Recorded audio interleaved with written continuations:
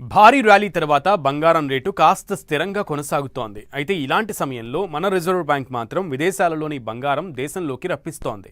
అది కూడా టన్నుల కొద్దీ గోల్డ్ ఇలా వెనక్కి తెచ్చేస్తోంది. అసలు గోల్డ్ రేట్ ఇప్పట్లో తగ్గదనే సంకేతాలు వస్తున్న వేళ ఆర్బీఐ ఈ నిర్ణయం ఎందుకు తీసుకుంది? ఏదైనా వ్యూహం ఉందా?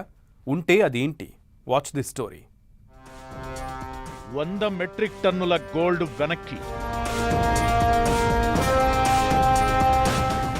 సడన్ గా ట్రెండ్ మార్చిన ఆర్బీఐ.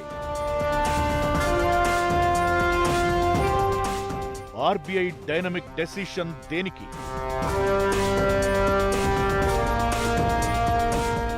గ్లోబల్ ట్రెండ్స్ మారడమే కారణమా?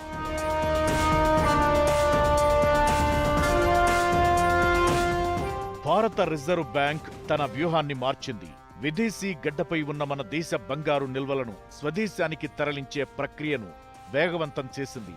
తాజాగా అందిన గణాంకాల ప్రకారం మార్చి 2026తో ముగిసిన కేవలం 6 నెలల కాలంలోనే ఆర్బీఐ ఏకంగా 104.23 మెట్రిక్ టన్నుల బంగారాన్ని విదేశీ బ్యాంకుల నుంచి భారత్కు తరలించింది.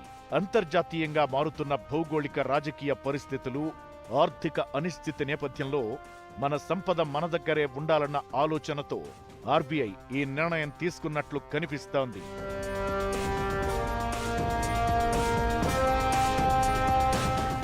రీసెంట్ డేటా ప్రకారం గతేడాది మార్చి 2025 నాటికి దేశంలో కేవలం 511.99 మెట్రిక్ టన్నుల బంగారం మాత్రమే ఉండగా కేవలం ఏడాది కాలంలోనే ఈ లెక్కలు భారీగా మారాయి.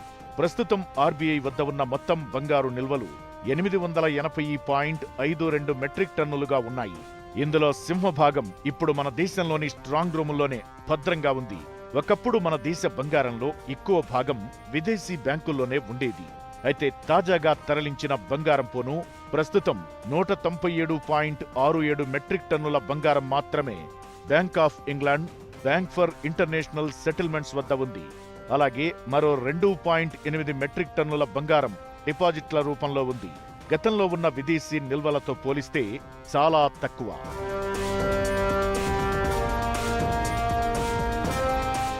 ప్రపంచ మార్కెట్లో బంగారం ధరలు ఆకాశాన్ని తాకడంతో భారతదేశ విదేశీ మారక నిల్వల్లో బంగారం విలువ ఒక్కసారిగా పెరిగింది.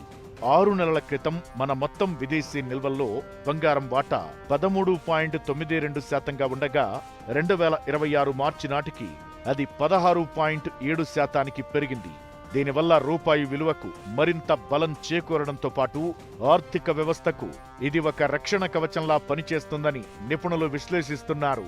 కేవలం బంగారం మాత్రమే కాకుండా విదేశీ కరెన్సీ ఆస్తుల విషయంలోనూ ఆర్బీఐ సమతుల్యతను పాటిస్తోంది. ప్రస్తుతం $552.28 బిలియన్ విదేశీ కరెన్సీ ఆస్తులు ఉండగా అందులో $465.61 బిలియన్ వివిధ ప్రభుత్వ సెక్యూరిటీలలో పెట్టుబడిగా పెట్టింది. మిగిలిన మొత్తాన్ని ఇతర కేంద్ర బ్యాంకులు, పిఐఎస్ మరియు విదేశీ వాణిజ్య బ్యాంకుల్లో డిపాజిట్ చేసింది. వాటిలో ప్రస్తుత పరిస్థితికి అనుగుణంగా దేశానికి తీసుకురావడంతో ఓవైపు సేఫ్టీతో పాటు మరోవైపు రూపాయి బలపడేందుకు వినియోగించనుంది.